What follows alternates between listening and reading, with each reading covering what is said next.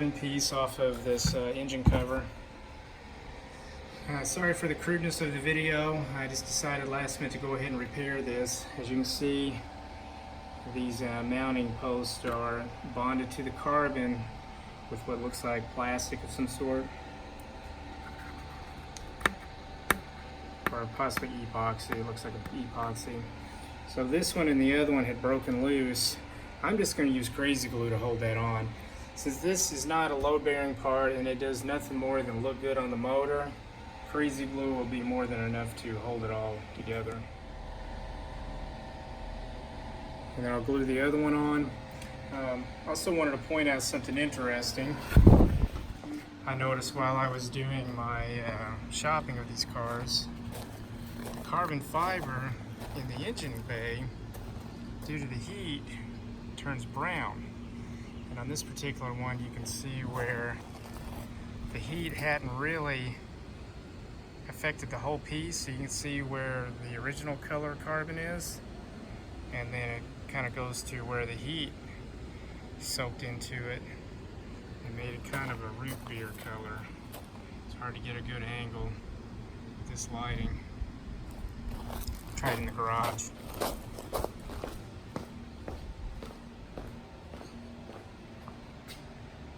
Yeah, you can see it right there. Why it discolored that way, I'm not too sure. But every piece of carbon in the engine bay has this kind of root beer color to it. And that's just a result of heat from the engine. And this is really just a really thin piece of carbon fiber, so there's nothing under here to insulate it from the heat. I think it adds a little bit of character to the car.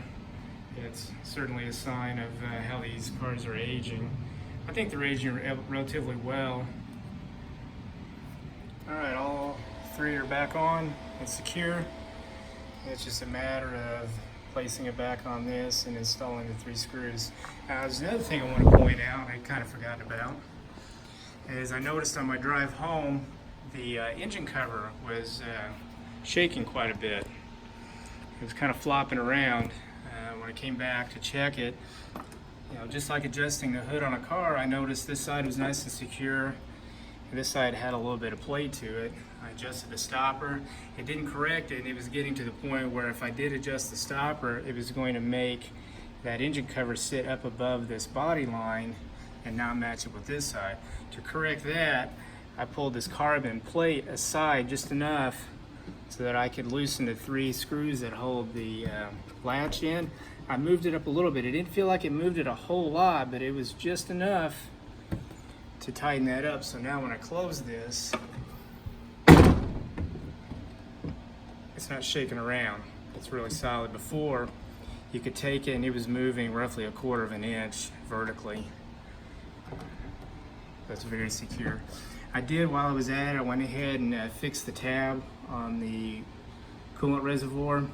I just used Krazy glue. Yeah, it seems like kind of a cheap fix, but that particular tab isn't really holding a lot of it down.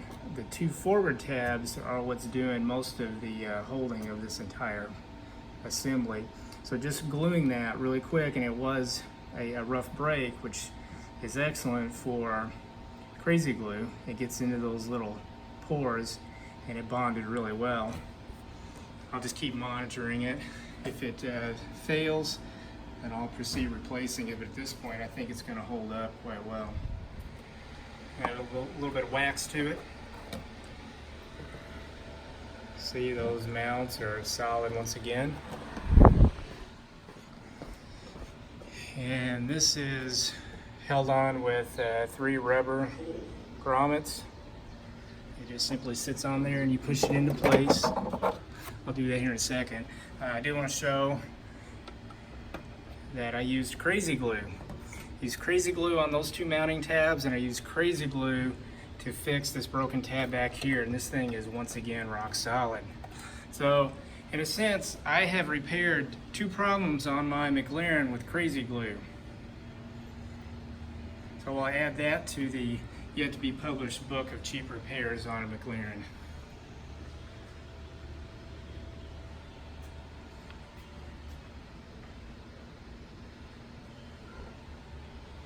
I really appreciate everyone watching, and if you like what you're seeing, please subscribe.